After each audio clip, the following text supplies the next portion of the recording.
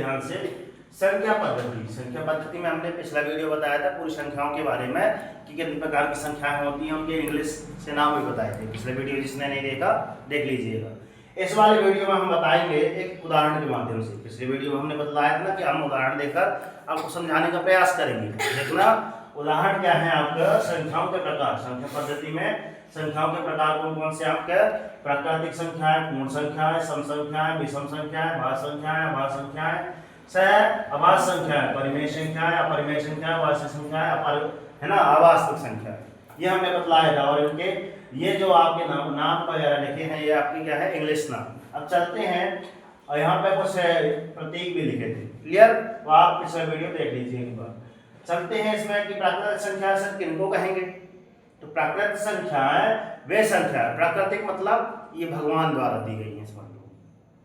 प्राकृतिक ईश्वर से प्रदत्त समझ लो। वे संख्याएं जो प्रकृति में स्वतंत्र रूप में पाई जाती हैं, जैसे इतनी 1 दूनी 2 तिगरा 3 चौके 4 पंचे 5 छक्को 6 तत्तो 7। पहाड़ा पढ़ते जाओगे, है ना, पढ़ते जाओगे 100 तक, 101 फिर से आ जाएगा, 200, है ना, फिर से आ जाएगा, पढ़ती जाएंगे, मतलब कभी खत्म ना होंगी। 1 2 3 4 5 6 7 8 9 10 11 12 13 एंड सो ऑन। ये अनंत, मतलब अनंत का चिन्ह है, इनफाइनाइट बोलते हैं, इन्फिनिटी। ठीक है ना, कहाँ तक जाती है, अनंत तक चली जाएंगी। अब बोलो सबसे बड़ा नंबर, बोलोगे सर 10 लाख, उससे 10 लाख 1, 10 लाख 2 बढ़ जाएगी। कितना ही बड़ा नंबर बोलो, हम 1 को बढ़ा देंगे, नहीं बात। तो ये अनंत तक चली जाएगी। क्लियर? ये हुआ प्राकृतिक संख्या परिभाषा हुई। पूर्ण संख्या, पूर्ण संख्या वह संख्या कहलाती हैं जिनमें 0 को सम्मिलित कर दिया जाता है। अर्थात यदि हम प्राकृत संख्याओं में 0 को शामिल कर दिए, प्राकृत संख्या में यदि हम क्या कर दें, 0 को शामिल कर रहे हैं, बात किसकी हो रही है, 0 की। 0 बड़ा हीरो है ना। तो 0 की कहानी, एम नाम का लड़का था, है ना, 0 नंबर पाता था। सुनाए क्या कहानी, देखो यहाँ दिख रहा क्या, एम नाम का लड़का था, है ना, भी कक्षा पढ़ता था, 4 रुपए कमाता था, 2 रुपए का था और 0 नंबर पाता था। है ना, ऐसा है। 0 की बहुत बड़ी कहानी, 0 हीरो। तो होल नंबर मतलब वे संख्याएं जिनमें प्रकृति द्वारा स्वतंत्र रूप से प्राप्त तो है, मगर इनमें 0 को सम्मिलित कर दिया जाए, आपको कौन से का नंबर कहलाएंगे, वो संख्या कहलाएंगे 0 1 2 3 4 एंड सो ऑन। आगे चलते हैं सम संख्या। सम संख्याएं वे संख्या कहलाएंगी जिनमें स्वयं से भाग चला जाए, स्वयं, एक के अलावा स्वयं का भाग चला जाए, है ना, मतलब एक का भी भाग चला जाए उसमें और स्वयं की संख्या का भाग भी चला जाए। इसके अलावा देखते हैं क्या लिखा है, सम संख्या किससे चला जाएगा, इसका भाग किसमें चला जाएगा, 2 का, 1 से भी चला जाएगा, 2 से भी चला जाएगा, इसमें किसमें चला जाएगा, है ना, तो 1 का भी चला जाएगा, 2 का भी चला जाएगा, 3 का भी चला जाएगा। तो अर्थात स्वयं के अलावा, है ना, अन्य किसी संख्या से भी भाग चला जाता है। ये आपकी कौन सी संख्या कहलाती है, सम संख्या। ध्यान से सुनना, स्वयं के अलावा, है ना, अन्य किसी संख्या से भाग चला जाता है तो सम संख्या कहलाती है, मगर स्वयं और 1 के अलावा किसी संख्या से भाग नहीं जाए तो कहलाएंगे आपकी विषम संख्या। जैसे विषम संख्या में क्या है, 3 में क्या, 3 1 3 चला जाएगा, 1 पे चला जाएगा, इसके अलावा किसी का जाएगा न जाएगा। यहाँ 5 लिखा है, 5 का जाएगा और 1 का जाएगा। 7 लिखा है, 7 का जाएगा और 1 का जाएगा, इसके अलावा किसी का नहीं जाएगा। तो ये आपकी कहलाएगी आपकी विषम संख्या। क्लियर? आगे चलते हैं भाज्य संख्याएं। भाज्य संख्याएं, भाज्य मतलब इसमें भाग चला जाए, वे संख्याएं जिनमें किसी, मतलब 2 है तो 2 का भाग चला जाए, 3 है तो 3 का भाग चला जाए, 5 है तो 5 का भाग चला जाए। जो आपके विषम जो अंक लिख ले हैं, सम अंक लिख ले हैं, विषम अंक लिख ले हैं, जो इनमें भाग चला जाता है वो आपकी भाज्य संख्याएं कहलाती है। जैसे 2 लिख, ये 4 लिखा है तो इसमें 1 का भी चला जाएगा, 2 का भी चला जाएगा। उदाहरण के तौर पर 12 लिखा है तो इसमें 1 का भी चला जाएगा, 12 का 12 भी चला जाएगा, मगर इसका 2 और 3 भी का चला जाएगा। ठीक है, तो ये आपके कौन से कहलाएंगे, आपके भाज्य संख्याएं कहलाएंगी। समझ आ रही बात, इसमें भाग चला जा रहा है। है ना, 2 4 6 ऐसा भी 2 नहीं होता है, 2 सबसे छोटी एक आवाज संख्या है, ध्यान रखना। आगे चलते हैं, क्या लिखा है, सहभाजी, इसकी बात आ गई। सहभाजी मतलब सह मतलब साथी, ये हाथ का है साथी दोनों। तो वास्तव में क्या कहलाते हैं, सह अभाज मतलब इसके साथ देखना, ये 2 3 लिखा है, 2 3 का अगर गुणा कर दिया है तो कितना आता है, 6 आता है 6। अब 6 का पहाड़ा पढ़ो, 6 6 एकम 6 6 दूनी 12 6 का 18। मैं बोल रहा हूँ 6 6 दूनी 12 आया है, तो 12 2 से भागित है, 3 से ही भागित है। 6 का 18 आया है तो 2 का भाग भी 18 में चला जाएगा, 3 का भी चला जाएगा। समझ में आ रही बात। तो ये आपके कौन से कहलाएंगे, को प्राइम नंबर अर्थात सह आवाज संख्या। अब इनमें देखना, एक जो है आपके देखेगा कुछ कैसे दिखेंगे, एक भाज्य जैसे दिखाएगा, सम संख्या दिखाएगी, एक विषम संख्या जैसे दिख रही है। सम संख्या विषम संख्या हमने बताई थी, बताई थी कहाँ है, सम संख्या विषम संख्या, ठीक है। 2 4 6 2 भी आएगा कि नहीं आएगा, ये आपके पास क्वेश्चन मार्क है। 2 हमने लिखना भूल गए थे, क्या 2 एक सम संख्या आएगी कि नहीं आएगी, आप कमेंट में बताना। कुछ तो भूले हैं इसलिए बोलते हैं रिवीजन कीजिए, ठीक है। तो यहाँ तक आ गए, आगे चलते हैं। परमेय संख्या, परमेय संख्या वे संख्या है जिनको हम p/q के रूप में लिख सकते हैं। p/q अर्थात अंश और हर में लिख सकते हैं, ठीक है।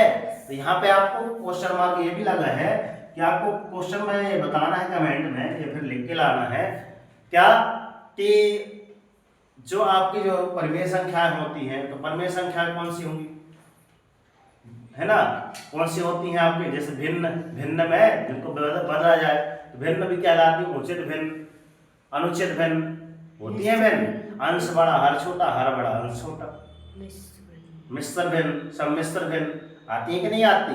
तो ये आपको 2 4 1 1 2 2 उदाहरण लेके आना है। और जैसे मैं बतला रहा हूँ इनकी परिभाषाएं भी लिख के लाइएगा, घर में जाकर के अच्छे सुन के लिखिएगा। जैसे परिभाषा क्या है, वे संख्याएं जिनको हम p/q में रूप में लिख सकते हैं, आपकी परमेय संख्याएं कहलाती हैं। ऐसा लिख लेंगे, हाँ लिख लेंगे। आगे चलते हैं अपरमेय संख्या। तो अपरमेय संख्याएं जिनको p/q के रूप में प्रदर्शित नहीं किया जा सकता, अंश और हर के रूप में नहीं लिख सकते, वो अपरमेय संख्या कहलाएंगी। तो जैसे क्या लिखा है आपका, पाई लिखा है, ठीक है, ये पाई लिखा है, पाई का मान कितना होता है आपका 22/7 लिखा है ना, लिखा तो रहता है मगर एक प्रकार से वो भी है ना, 3.14 भी इसका मान रहता है, 3.14 है ना। आगे मतलब इसका भाग देते रहेंगे, चलता जाएगा, कभी खत्म नहीं होगा, है ना। अगर आप 22/7 इसका इसमें भाग दोगे ना तो 3.14 ऐसा चलता जाएगा, कभी खत्म नहीं होगा। आगे चलते हैं √3 का मान, तो मतलब जिनका है ना p/q के रूप में इसको लिख सकते हैं, नहीं लिख सकते, इसको भी लिख सकते हैं, √7 को नहीं लिख सकते। तो जिनको p/q के रूप में हम नहीं लिख सकते हैं वो आपकी अपरमेय संख्या कहलाएंगी। जैसे देखो √3 √7 √11 है ना, करणी जिसको बोलते हैं, करणी 105 करणी 207 करणी 557 और ढेर सारी आप लिख सकते हैं। आगे चलते हैं वास्तविक नंबर।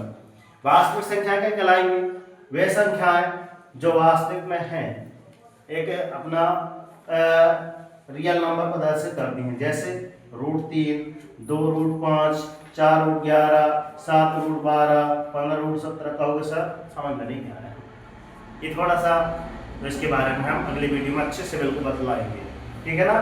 फिर चलते हैं अवास्तविक संख्या क्या है, आयोटा से प्रदर्शित करते हैं।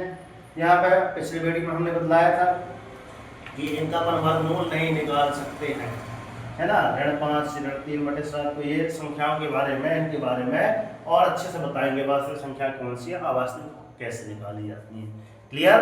तो इस प्रकार से आज हमने बतलाया आपको एक प्रकार छोटी सी परिभाषा के माध्यम से, और ये आपके ढेर सारे उदाहरणों के मान से कि हाँ ये आपकी प्राकृतिक संख्या है, ये आपकी पूर्ण संख्या है, ये आपके वास्तविक नंबर है, आपके अवास्तविक नंबर है, ये सम संख्या है, ये आपकी विषम संख्या है। तो इस प्रकार आप ध्यान से रख सकते हैं। कल जैसे हम आपसे बोल रहे हैं कि बताओ दशांश ऋण 13 क्या है, बताना पड़ेगा कि सर ऋण 13 क्या हो, कौन सा है, आपका इमेज कर सकते हैं, अर्थात इमेजनी नंबर, अर्थात आपके कौन से हो जाएंगे, आपको क्या बोलते हैं अवास्तविक नंबर। अगर मैं बोल दिया बताओ 4 क्या है, तो आज आपको बताना चाहिए सर सब संख्या है ना। और मैंने क्या बोल दिया आपको कि बताओ 2 3 क्या है, तो 2 3 7 2 3 7 में है, तो दोनों क्या हो जाएंगी सहभाज्य संख्या, क्लियर? तो हम ऐसे आपसे सवाल कर सकते हैं, तो आपसे बनना चाहिए, ठीक है ना? तो अभी भी समय है क्या आपके पास, क्योंकि आज तारीख है 8/7, आज के दिन नवोदय का फॉर्म भरने की डेट आरंभ हो गई है। तो आप नवोदय का फॉर्म भरें। कब से कब तक है? ये लास्ट 31/7 तक है नवोदय की तैयारी जिनको करना है, तो आज से ही आरंभ कर दें। अभी का टाइम है जुलाई, अगस्त, सितंबर, अक्टूबर, नवंबर और 28 नवंबर को पेपर है। मतलब 5 महीने टोटल है आपके पास, है ना? जिसमें से आप आज 8 तारीख है समझ लो। तो आज से ही जितना पढ़ाते जा रहे हैं उन्हें क्लियर करते चलो। नहीं कर पाओगे तो फिर छूट जाएगा। फिर जिस दिन सिलेक्शन आपका नहीं होगा ना, उस दिन पता चलेगा कि हाँ सर हम बहुत बड़ी गलती कर दी थी, इसलिए सिलेक्शन नहीं हो पाया। जिनको भी सिलेक्शन लेना है वो सुबह उठना आरंभ कर दें, ठीक है? अलार्म घड़ी ले लें और अलार्म घड़ी के हिसाब से घर में खेलना कूदना उचित समय तक करें। जितना आपको खेलना कूदना उतना करें, मगर पढ़ाई अवश्य करें। खेलना कूदना कब करें? जब तक आपका यदि होमवर्क नहीं हो पाता तो उस दिन खेलना उचित नहीं है। हमारी बात की नहीं आ रही है? अगर आपको होमवर्क हो जाता है कायदा खेलिए कूदिए, कोई दिक्कत नहीं है, मगर ध्यान रखें कि हमारा होमवर्क हुआ है पूर्ण। अगर होमवर्क पूर्ण नहीं हुआ तो आप ना खेलें, मेरी सलाह मान जाएगी। यहाँ पे जितना पढ़ाई आपको कराते जा रहे हैं, एक ये वीडियो जो बना रहे हैं आपके बाद में काम आएंगे। 5 महीने बाद अगर पूछेंगे तो याद नहीं आएगा, तो एक बार वीडियो से देख के रिवाइज कर लोगे कि हाँ सर ऐसे पढ़ाए थे, तो उस दिन काम आएगी, आपको पता चलेगा कि हाँ सर नवोदय क्लास ऐसी है। तो जिन विद्यार्थियों को नवोदय की बेहतरीन तैयारी करना है ना, मॉडल की तैयारी करना है, मेंस का मेरिट जिनको 12,48,000 मिलते हैं उसकी तैयारी करना है, तो कुल सोनो कोचिंग क्लास में आपका हार्दिक स्वागत, वंदन, अभिनंदन है। जल्द से जल्द आए, है ना? और अभी भी समय है कि कर दिखाओ ऐसा कि दुनिया करना चाहे आपके जैसा। और उठो जागो संघर्ष करो, जब तक नहीं रुकना जब तक कि आपको आपका लक्ष्य नहीं मिल जाता। डेली मॉर्निंग उठकर अपने लिए टारगेट सेट कीजिए, छोटा सा टारगेट लीजिए, डेली मॉर्निंग उठकर टारगेट आप सेट कीजिए। जब तक टारगेट अचीव नहीं हो जाता सुख चैन की नींद त्याग दीजिए। देखना जिस दिन आपका टारगेट अचीव हो जाएगा उस दिन आपकी लाइफ ऑटोमेटिक चेंज हो जाएगी, ठीक है ना? तो अभी भी है आपके पास हिम्मत, जज्बा, जोश, जुनून कि हाँ सर हमको नवोदय में पास होना है, ये करके दिखलाना है, उसके लिए कुछ त्याग करने की आवश्यकता है। ध्यान में रखना, पढ़ाई इम्पोर्टेंट है। अगर जिसने आज से ही ठान लिया कि मेरे को इतने घंटे पढ़ना है मतलब पढ़ना है, नवोदय के मुझे इतने घंटे पढ़ना है मतलब पढ़ना है, तो वही सिलेक्शन पा पाएगा, वरना सिलेक्शन नहीं हो पाएगा। उसके ये याद रखना। तो मिलते हैं नेक्स्ट वीडियो में इसी प्रकार, और भी एक दिन मोटिवेशन क्लास लेंगे, आपको और अच्छे से गाइड करेंगे। तो जय हिंद, जय भारत, धन्यवाद। आपका भी बहुत बहुत धन्यवाद।